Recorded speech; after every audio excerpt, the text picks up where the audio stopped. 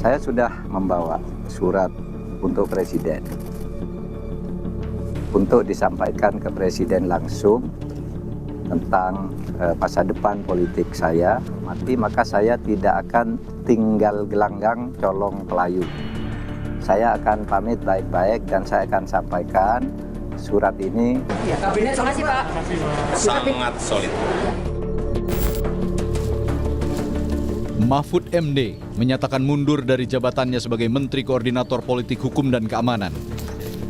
Calon Wakil Presiden nomor urut 3 ini beralasan langkah ini diambil untuk menghindari konflik kepentingan dan intervensi politik.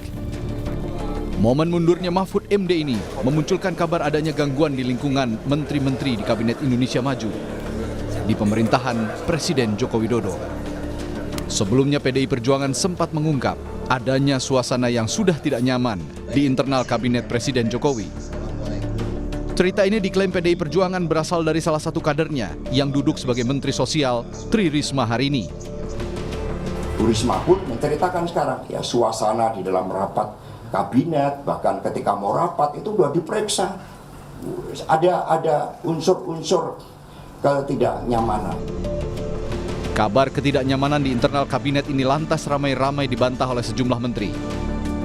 Menteri Investasi dan Kepala Badan Koordinasi Penanaman Modal, Bahlil Lahadalia menyebut, mundurnya Mahfud MD sebagai Menko Polhukam bukanlah indikasi perpecahan kabinet Presiden Jokowi. Oh enggak, itu kan hak. Mungkin katakanlah kalau itu terjadi, Bang Mahfud itu kan senior saya. Beliau kan orang baik. Mungkin beliau merasa kalau seandainya itu terjadi, tapi saya belum yakin ya. Kalau terjadi mungkin agar lebih fokus untuk melakukan kampanye, ya, agar bisa total waktunya. Kalau menteri kan harus cuti, izin, dan kan nggak bisa cuti satu kaligus. 1 minggu paling tinggi 1-2 hari. Itu pilihan. Dan saya yakin Pak Presiden seorang demokratis, seorang negarawan yang juga pasti menghargai. Enggak lah, saya yakin semuanya baik-baik aja kok. Siapa pada para menteri yang ada di kabinet saat ini akan memutuskan jabatan sebetulnya, kecuali mungkin Pak Mahfud yang sudah menyatakan. Yang saya pahami, kami semua menteri-menteri kabinet Pak Jokowi bekerja untuk menuntaskan tugas-tugas kami sebagai menteri sampai dengan berakhir. Menteri lainnya yang menepis perpecahan kabinet, yakni Menteri Pekerjaan Umum dan Perumahan Rakyat Basuki Hadimulyono, serta Menteri Kesehatan Budi Gunadi Sadikin. Menurut mereka, para menteri Jokowi kini masih solid. Saya kira menteri masih solid ya. Jadi kami masih kerja seperti saya, ini Pak Menkes ini. Pak Menkes ini juga masih tetap kerja. Oh, kita kerja Pak. Apalagi cari makannya bareng-bareng terus. Profesional aja ya. Berarti kalau ada menteri yang keluar gimana Pak? Oh, itu urusan haknya masing-masing. Presiden sangat menghargai. Tapi kalau kita kerja terus, masih terus jalan kunjungi daerah. Masih solid. Berbicara menteri-menteri yang diberi mandat, tentu berkaitan dengan kepentingan rakyat. Jangan sampai isu soliditas kabinet yang terganggu oleh kepentingan politik sesaat malah mengorbankan kepentingan rakyat. Tim Liputan, Kompas TV. Saudara Menko Polhukam sekaligus calon wakil presiden nomor urut 3 Mahfud MD ini memastikan mundur dari kabinet Jokowi Ma'ruf. Ini memicu spekulasi tidak solidnya kondisi di internal yang ada di kabinet Presiden Jokowi. Lalu apakah dampak dari mundurnya Mahfud hingga isu ketidaknyamanan beberapa menteri di kabinet Presiden Jokowi usai Presiden Jokowi menyatakan kalau Presiden boleh berpihak dan juga berkampanye? Kita bahas sore hari ini bersama dengan Direktur Eksekutif Parameter Politik Adi Praitno. Selamat sore Mas Adi, terima kasih sudah bergabung di Rumah Pemilu. Yang Anda lihat masih solid nggak sih menteri-menteri yang ada di kabinet Jokowi? Ya, sejauh hari ini kabinet Jokowi masih solid ya. Karena mundurnya Mahfud MD ini kan sebenarnya tidak ada kaitannya dengan insoliditas kabinet. Kalau ada informasi kabinet itu nggak solid, ada suasana batin yang tidak nyaman, ada suasana batin yang tidak kondusif, ya itu sering kita dengar misalnya dari pernyataan sejumlah elit PDIP. Tapi per hari ini baru Mahfud MD yang mundur, yang saya kira itu dikaitkan dengan sisinya sebagai calon wakil presiden untuk maju di 2024. Bagi saya Mahfud MD ini kan mundur sebagai salah satu pemberian pesan kepada siapapun di negara ini kalau menjadi pejabat publik, entah presiden, entah menteri, entah itu wali kota, gubernur, dan bupati, kalau mau cawe-cawe dalam urusan politik, ya kalau tidak mengundurkan diri, ya dia harus cuti.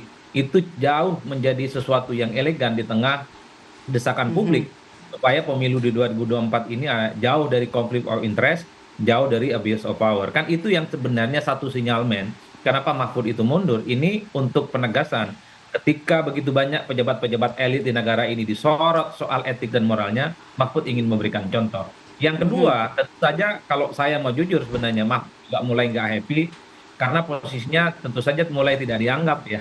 Ini semacam dianaktirikan soal posisinya sebagai calon wakil presiden. Karena apapun ya Pak Mahfud ini dalam adalah kabinet ya. Oke. betul. Kenapa dianaktirikan apapun judulnya, Mahfud ini adalah orang yang juga orang dekatnya Pak Jokowi, sama seperti Prabowo Subianto ya, menteri yang saya kira cukup diandalkan dan dinilai punya kinerja dan integritas yang bagus. Tapi dalam portofolionya Pak Jokowi ini kan sangat kelihatan lebih banyak memberikan proporsi endorsement dan dukungan politik kepada Prabowo ketimbang dengan Pak Mahfud MD. Mungkin Pak Mahfud berpikir sebagai orang Madura, ketimbang sudah tidak dianggap, ketimbang sudah dianaktirikan di kabinet, ya kalian aja mundur, sehingga Pak Mahfud itu kembali ke balan yang jalan. Mendingan mundur. Nggak benar, betul. Artinya apa? Pak Mahfud akan semakin mendapatkan expose yang semakin luar biasa ya, untuk memberikan masukan, memberikan kritik yang saya kira memang dalam beberapa debat, mulai debat 1, 2, 3, dan keempat antara Mahfud dan Ganjar, sering memberikan kritik-kritik tajam kepada Pak Jokowi. Mundur, kemudian menyampaikan data-data tentang kekurangan yang ada di negara ini. Menurut saya ini menjadi win-win solution, baik untuk Mahfudnya, baik juga untuk Pak Jokowinya. Ini semakin menjadi siapa yang minyak dan Mas siapa Adi, yang tadi Anda bilang kan kalau langkah seorang Mahfud MD ini adalah sebagai contoh. Apakah ini sekaligus jadi sindiran kepada Presiden atas pernyataan Presiden Jokowi sebelumnya yang bilang kalau Presiden itu boleh berkampanye dan juga boleh berpihak? Ya, banyak hal yang kemudian bisa ditafsirkan dari mundurnya Mahfud. Ada yang mengaitkan bahwa ini adalah kritik kepada Presiden, kritik juga kepada menteri-menteri yang sangat jelas memberikan dukungan politiknya ke capres tertentu. Sebut saja ke capres nomor 2. Tapi misalnya di antara mereka tidak cuti dan di antara mereka itu tidak ada yang mengundurkan diri. Kan jelas kok undang-undangnya. Dalam pasal 281 disebutkan presiden, kemudian wakil presiden, menteri, kepala daerah, kalau terlibat dalam urusan politik mau berkampanye, mundur dan cuti di luar tanggungan jawab negara. Ini yang sepertinya pesannya perlu disampaikan oleh Mahfud dengan mundurnya ini, Mbak. Oleh karena itu, kalau mau jujur sebenarnya ini bisa menjadi sesuatu yang cukup serius ya, pesan politiknya kepada publik sebagai bentuk delegitimasi Mahfud terhadap Presiden yang dinilai memang intensi politiknya di 2024 itu terutama terkait dengan netralitasnya ya sebenarnya lebih mendukung salah satu calon tertentu dan tidak mendukung yang lainnya. Inilah yang kemudian ramai. Kenapa tidak dari dulu? Kenapa Pak Mahfud dari sekarang? Nah, bagi saya mau dulu mau sekarang. Pesan moralnya adalah Pak Mahfud ini ingin memberikan satu contoh yang baik pejabat publik mundur atau cuti di pertarungan Mas Adi, negara. kemudian apakah nanti akan ada efek elektoral dengan langkah Mahfud mundur ini dari kabinet Presiden Jokowi? Efek elektoral Bagi untuk saya, Ganjar Mahfud? Ini yang sepertinya sedang dipertaruhkan betul oleh Mahfud, Mbak. Tentu ada keyakinan dengan keluarnya Mahfud dari kabinet. Ada sentimen positif yang didapatkan, terutama dari kelompok-kelompok kritis, kelompok-kelompok menengah ke atas, kelompok terpelajar, dan ekonominya di atas menengah ke atas. Kenapa begitu? Biasanya kelompok-kelompok kritik ini kan mengapresiasi. Tapi problemnya adalah apakah respon positif yang timbul terhadap mundurnya Mahfud MD ini bisa diterjemahkan sebagai faedah elektoral, sebagai insentif politik elektoral? Tentu sangat tergantung kerja-kerja politik Mahfud dan tim suksesnya menerjemahkan ini di bawah. Karena dulu misalnya ketika ada kasus MK dan MKMK, sentimennya negatif, tapi nggak nyerap ke bawah, sehingga dalam elektabilitas Prabowo dan Gibran tetap kuat. Oleh karena itu, sentimen positif ini sebenarnya bekal bagi Mahfud untuk mendapatkan kekuatan politik, elektabilitas, supaya elektabilitasnya secara perlahan naik secara signifikan. Kan itu yang sebenarnya sedang dipertaruhkan. Baik, kita tunggu nanti apa kelanjutan dari langkah mundur yang diambil oleh seorang Menko Polhukam Mahfud MD sekaligus juga Cawapres nomor urut 3. Terima kasih sudah bergabung bersama kami, Mas Adi Praitno, Direktur Eksekutif Parameter Politik. Sehat selalu, Mas Adi.